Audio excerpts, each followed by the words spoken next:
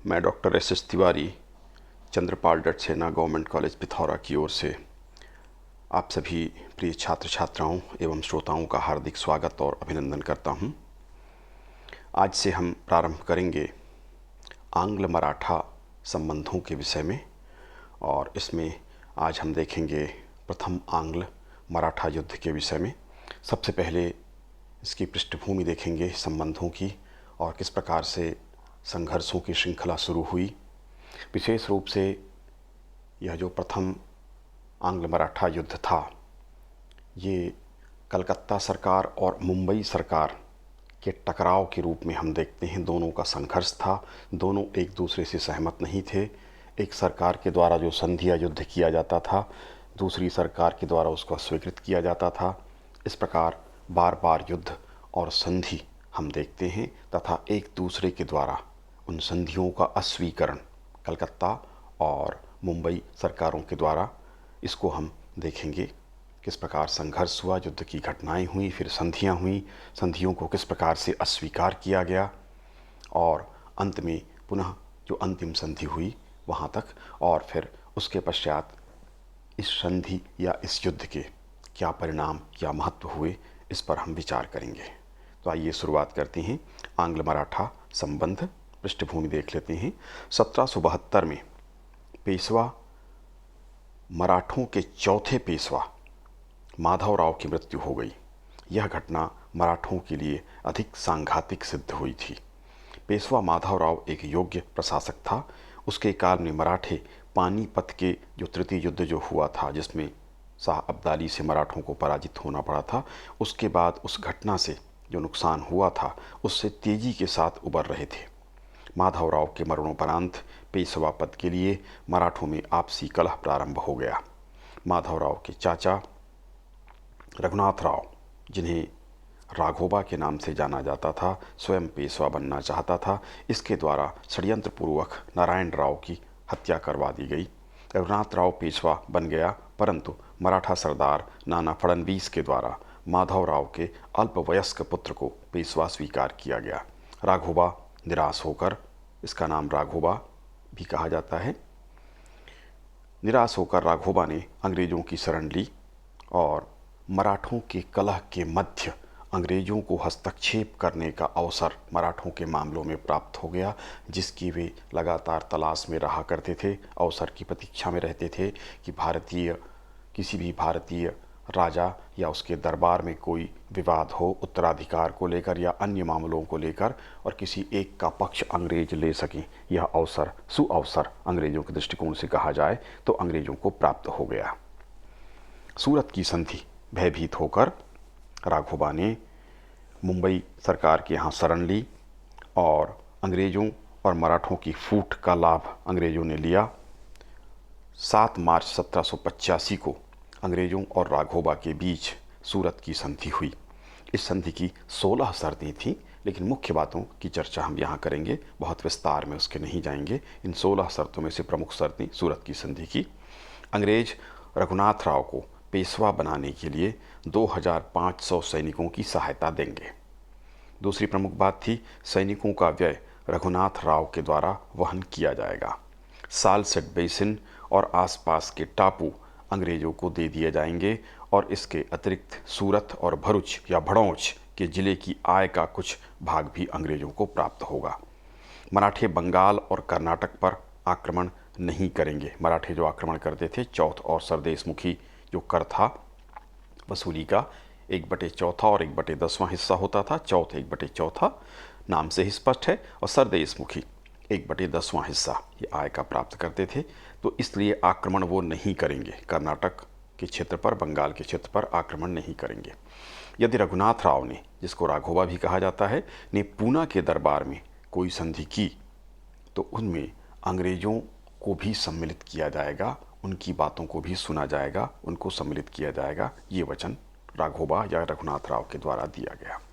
इस तरह से सूरत की संधि की गई, किंतु इस संधि को कोलकाता की सरकार के द्वारा अस्वीकृत कर दिया गया। आपको स्पष्ट होगा कि अलग अलग कंपनी के 3 प्रमुख सरकारें थीं, एक मुंबई सरकार, एक मद्रास सरकार और एक कोलकाता सरकार।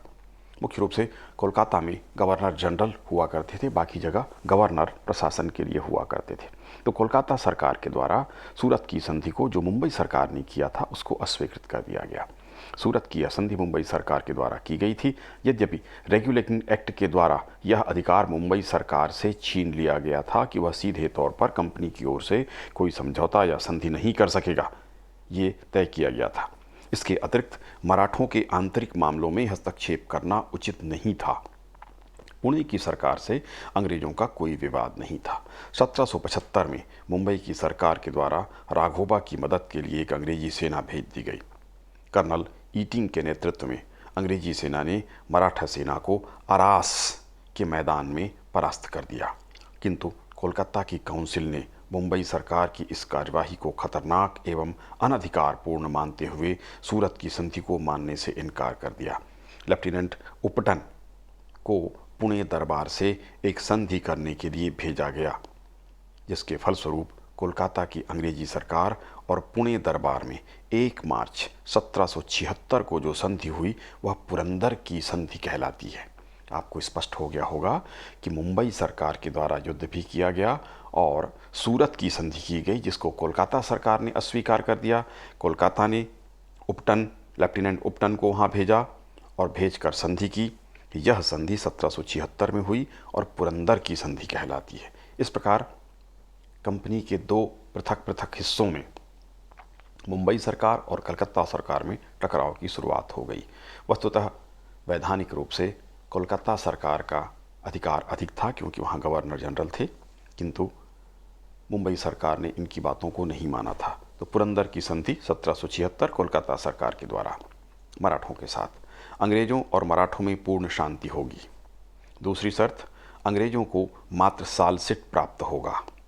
पूना दरबार रघुनाथ राव या राघोबा को 25,000 प्रति माह का पेंशन प्रदान करेगा और रघुनाथ राव गुजरात चला जाएगा या उसको भेज दिया जाएगा।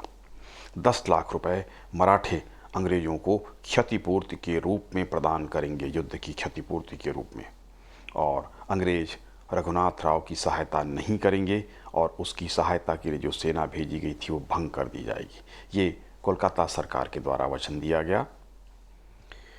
मुंबई सरकार के द्वारा इसको अस्वीकृत कर दिया गया। यद्यपि उसको यह अधिकार नहीं था, किंतु पुरंदर की संधि को मुंबई सरकार ने स्वीकार नहीं किया तथा उसने गृह सरकार से यानी इंग्लैंड की सरकार से राघोबा की सहायता देने की अनुमति प्राप्त करके पुरंदर की संधि को भंग कर दिया और राघोबा को पुनः सूरत में शरण दे दी। इसी समय यूरोपीय राजनीति में भी बड़ा परिवर्तन हुआ तथा अमेरिका का स्वाधीनता संग्राम 1775 में प्रारंभ हो गया।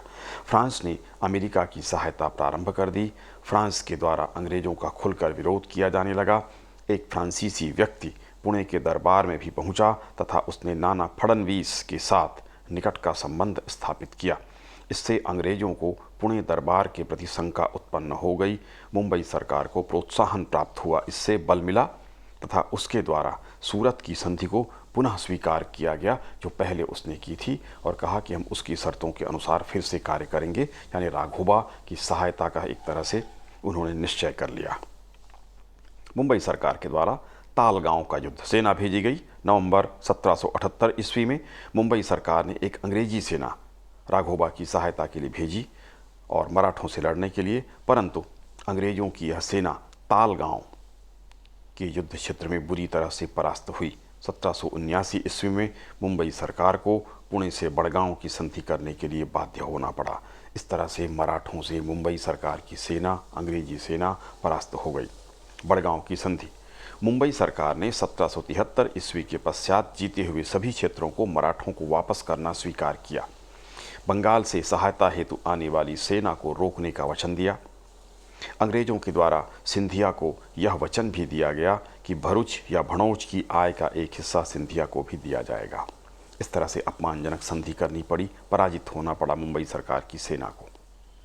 कोलकाता सरकार के द्वारा इस संधि को अस्वीकृत कर दिया गया।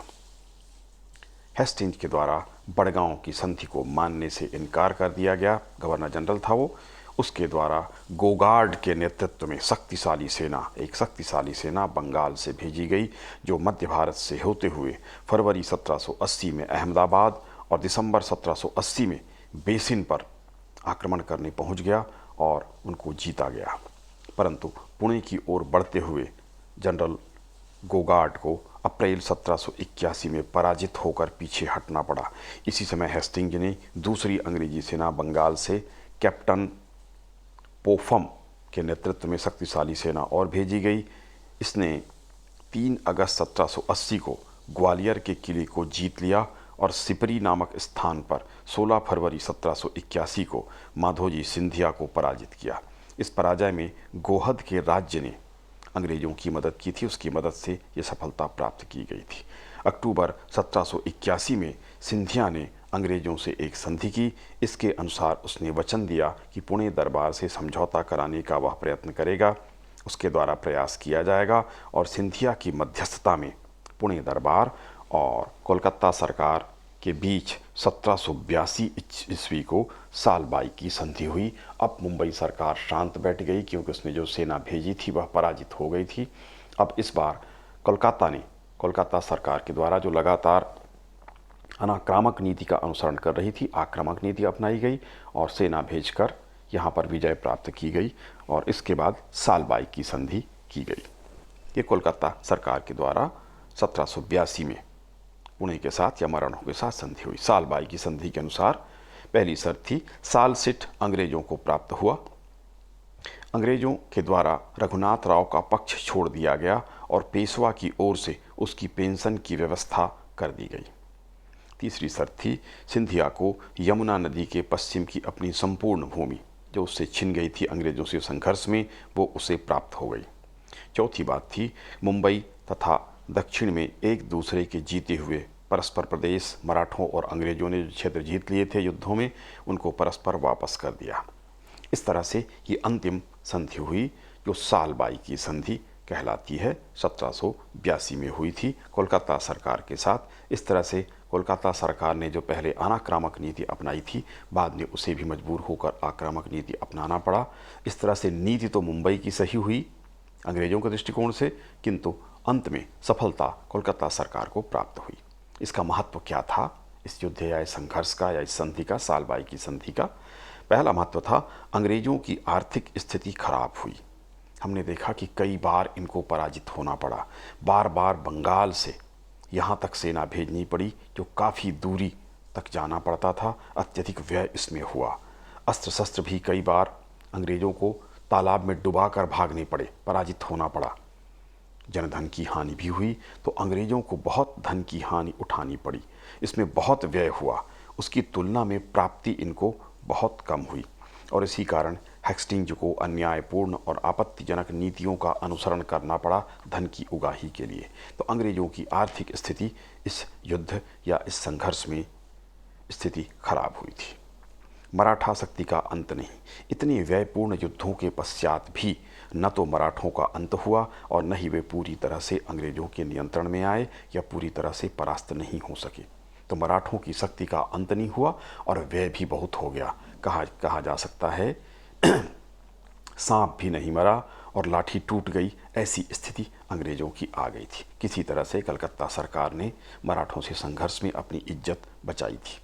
तो मराठा की शक्ति का अंत इससे नहीं हो सका। धन जन की बहुत हानि हुई, दोनों पक्षों को हुई, लेकिन अंग्रेजों को भी बहुत हानि उठानी पड़ी। बहुत सारे अंग्रेज सैनिक मारे गए, उनके साजो सामान बर्बाद हुए। अंग्रेज सेनापतियों ने तालाब में या झीलों में डुबाकर भागना पड़ा, उनको कई स्थान पर हथियार छोड़ने पड़े। तो बहुत व्ययपूर्ण युद्ध हुआ। जैसा कि मैंने बताया था कि बंगाल से कोलकाता से सेना भेजी गई थी और उसके आने में ही बहुत व्यय होने लगा था। साजो सामान और खान पान पे, आने जाने के साधन, यातायात पर बहुत व्यय उनको करना पड़ा था। तो धन और जन की, सैनिक भी मारे गए थे दोनों पक्षों में, तो धन और जन की और अंग्रेजों को भी सेना का नुकसान हुआ था। मराठों की आंतरिक दुर्बलता उजागर हो गई। इन संघर्षों से मराठों की आंतरिक दुर्बलता स्पष्ट हो गई थी। अंग्रेज लगातार उनके दरबार तक पहुंचते रहे, उनकी युद्ध नीति और उनके आपसी संघर्ष और विवाद को देखते रहे। इससे मराठों की जो कमजोरियां थीं, चाहे सैनिक कमजोरी हो, रणनीतिगत कमजोरी हो या आपसी संबंध की कमजोरियां हों, वह सारी कमजोरियां अंग्रेजों को स्पष्ट हो गईं और इसका उपयोग करके ही आगे के युद्धों में उन्होंने मराठों को परास्त किया था। 20 वर्षों की शांति स्थापित हुई। इन संघर्षों एवं संधि के परिणाम स्वरूप अंग्रेजों और मराठों के बीच 20 वर्ष तक शांति स्थापित रही। एक दूसरे के साथ कोई बड़ा और सीधा संघर्ष नहीं हुआ। तो ये इस संघर्ष या संधि का परिणाम या महत्व कहा जा सकता है कि 20 वर्षों तक दोनों शक्तियां शांत बनी रही थी। भविष्य में अंग्रेजों को लाभ हुआ। इस युद्ध ने पृष्ठभूमि का कार्य किया, मराठों को कमज़ोर किया, मराठों के बीच अंग्रेजों की पैठ बना दी। उनकी कमजोरियों का ज्ञान अंग्रेजों को हुआ तथा भविष्य में मराठों को परास्त करने की भूमिका तैयार हुई, जिससे पूरे भारत में अंग्रेजों का साम्राज्य आगे चलकर स्थापित हो गया। यद्यपि देखने से युद्ध ऐसा लगता है जो संघर्ष हुआ, बार बार दोनों कंपनियों के दोनों सरकारों का, मुंबई सरकार और कलकत्ता सरकार में टकराहट हुई। इसको देख के ऐसा लगा कि बुरी तरह से अंग्रेज नीति भी असफल होती रही थी, किंतु प्रत्यक्ष लाभ तुरंत न दिखते हुए भी आगे चलकर इसका बहुत लाभ अंग्रेजों को प्राप्त हुआ। तो व्ययपूर्ण जो युद्ध हुए थे, जनधन की हानि हुई थी, लेकिन आगे चलकर इसका लाभ भविष्य में जाकर इनको प्राप्त हुआ। तो भविष्य में अंग्रेजों को इससे लाभ हुआ। डालवेल के अनुसार सालबाई की संधि भारत में अंग्रेजी प्रभुसत्ता के इतिहास को एक नवीन मोड़ देने वाली थी। इसलिए ये कहा गया कि नवीन मोड़ देने वाली थी। तत्कालिक परिणाम को देखते हुए तो ऐसा लगता था कि कोई मोड़ देने वाली नहीं थी। अनावश्यक युद्ध किया गया था और कंपनी खुद दुविधा में थी और दो सरकारों के बीच विवाद स्पष्ट रूप से सामने आ गया था। इस तरह से ऐसा लगता था उस समय तात्कालिक परिस्थितियों को देखते हुए कि अंग्रेज असफल रहे थे, किंतु आगे चलकर जो लाभ इनको मिला, अंग्रेजों को जो जानकारी मिली थी मराठों के बारे में, उनकी कमजोरियों के बारे में, उसका उन्होंने लाभ उठाया और लाभ उठाकर अंततः उनको परास्त करने में मराठों को आगे चलकर वो सफल हुए। तो उसकी पूरी पृष्ठभूमि इस समय तैयार हो गई थी। तो ये प्रथम आंग्ल मराठा संघर्ष था।